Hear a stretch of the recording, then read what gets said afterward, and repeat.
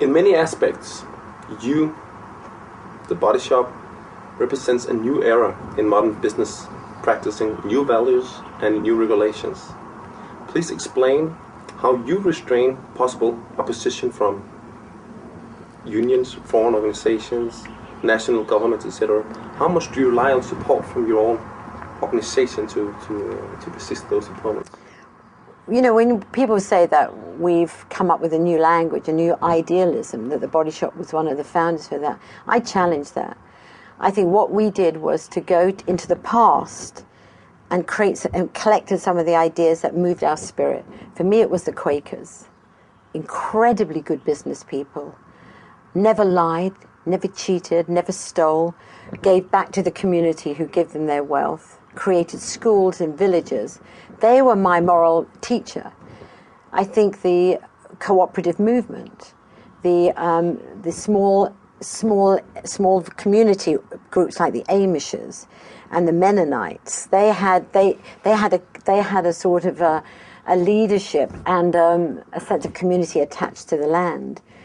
So everywhere I went, I realized that the biggest dilemma out there was poverty. So if I could do anything to alleviate poverty in my business practice, I do it. So I didn't need the government. We were below the radar screen of the government, the media, everybody. Nobody was paying any attention to us until we went onto the stock market. Then suddenly we were a threat.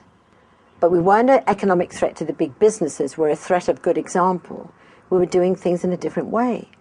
You know, we were incorporating social justice. We were transparent.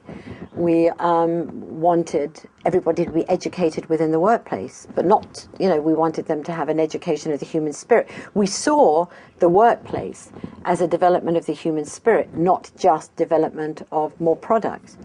So the media really left us alone for a lot of the time, but we had real problems with people who were wanting to find hypocrisy. So there was a group of journalists who said, these socially responsible companies, we saw them do something 15 years ago. Those are liars and cheats. And, you just put your head up above the parapet. You try and change the language. You try and act in a different way. And you're slapped down all the time. So that you just, here we go again. And that's the nature of what we had. We had very difficult relationships later on with the media. Very difficult, because we would challenge them all the time. That's to be expected. I think it was fun. I never wanted to be approved by the glamour, the celebrity.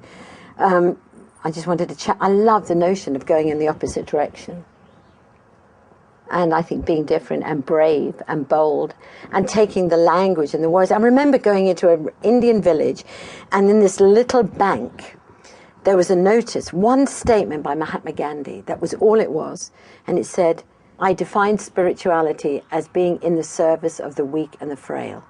Well, that was like epiphany. It wasn't spending time, meditating on the bloody mountaintop. It was being in service to the weak and the frail. And it's words, it was language like that. It was expressions, it was leadership like that polished my heart. Gave me great courage. So I never cared about the media. In fact, we had an expression which was up your bum. Up your bum. If you didn't like it, up your bum.